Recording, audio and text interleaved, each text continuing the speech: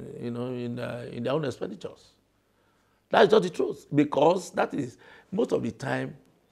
If you check our rules, check our our laws, some of our laws, like the Fiscal Responsibility Act that came into existence in 2007, it's very clear what you should do with revenue and expenditure. And most of the time, what public account is all about, really, is for us to be able to do proper auditing of revenue and expenditure. What comes, if we are a revenue-bearing agency or government, we must be able to ascertain what comes into the purse of government through you. And then if you are spending, they are eventually all spend. So if a revenue bearing and spending outfits, we must be able to get a proper audit of what has come in and what is expended. But you see, this is the only way we too can stem whether there is transparency, all right, whether there is economy in spending public funds.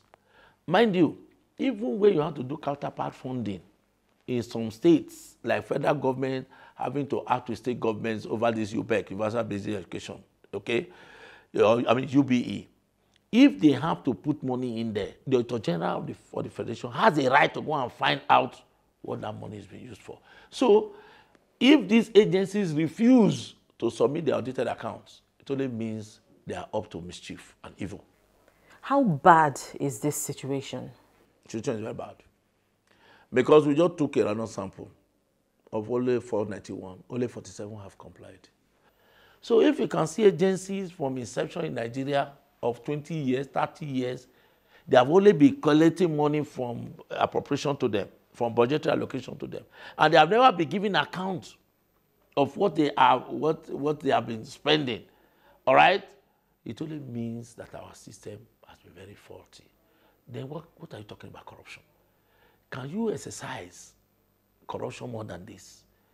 Or can you show that you are fighting corruption when in fact any person or agency or government or like MDs, you give them money, they don't account for the money you give to them? How else can you say that a system is decadent, a system is subsumed in crass corruption more than this? And those, of course, you can see the agencies even fighting corruption in our domain. They themselves fall short of the law, establishing them. Because the law, establishing FCC and all such like, the law says that within 6 months into the new year, you account for the following year, the preceding year, you must have been audited. And it must have been sent to the Auditor General. No, they have not been doing it. You can see it out of 491, only 47 have audited the account of 2015. So 2016 is still outstanding. So as we speak, if we have to follow the 491 of them have fallen short. 85 of them that you saw on that list, since their inception, EFCC came into existence in 2001. All right? Since their inception, they have never audited their accounts. There are very many. And then you have some 18 years, some 10 years, some 5 years. In fact, those are even only 3 years. They will tell you, I've even tried. So you can see that the Senate yesterday said from 2 years backward, although offense is an offense, even if it is 1 year, you're already in deficit. So what is meted out to those ones who really have never audited their account from inception is the same thing meted out to the one that is 1 year deficient. So it is bad that all government agencies, we are saying 491, we have over 650 of them, including State House. We are going to look at each and every one of them. The audited accounts, whether this money that has been appropriated year in, year out to them, whether they have ever given account of them. Now, will you not say that this is a failure of oversight? Because this has been happening for years. You have said yourself that some agencies, since its inception, e.g. the EFCC, have never submitted its audited reports. And the National Assembly, we've had committees oversighting these agencies. Is this not a failure of oversight from the National Assembly? It's not just starting. Senator Lawan in the 7th Assembly was the chairman of public accounts. I saw him on television many times, shouting the same thing now, shouting. All right? But come to think of it, we don't enforce these laws. Even this bill that has been passed, the new federal audit bill that were passed, where we found out that in the existing law, That is the law that was put in place in 1956 that has been there up till now, that there are no penalties for failures, okay, or for breaches, in the submission of audited accounts. But now we are seeing it. If tomorrow this bill is passed into law, just like we have exposed them, who is now supposed to talk to them?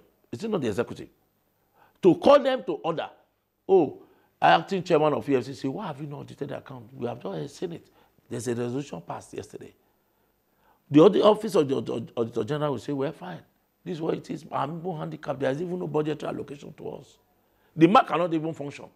Because until we pass this bill, where we now are setting up Federal Audit Commission, that commission now is supposed to recruit people for the office of Auditor General. Because what they were doing before, they were recruiting people through Federal Civil Service, where they will take those who read history, those who read geography, those who read, on the humanities and what have you, and post them to the Auditor General's office to do what? They are not trained in auditing. They are not trained in accounting. But we are set it up now that this office really must be treated very differently. It must be able to recruit its own staff. It must be able to have its own conditions of service.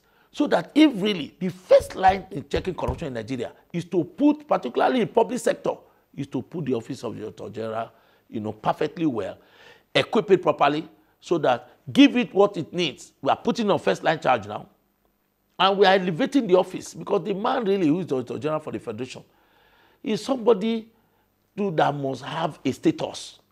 Not just to say Auditor General. Auditor General is what? Is it the same thing as Accountant General? No. Auditor General should be higher. And that is why the bill that we have proposed, that the Auditor General must have the status of head of service. What are the penalties for government agencies and parastatals which fail to, submit this audited reports to the Auditor General of the Federation? What are the penalties in the bill? For agencies, it's even more serious. They are going to have a minimum of 10 million naira fine, all right? And they too will not be entitled to budget subsequently. Then for the heads of these agencies, all right, that have defaulted, they will be liable to a fine of 2 million naira and then 3 years imprisonment.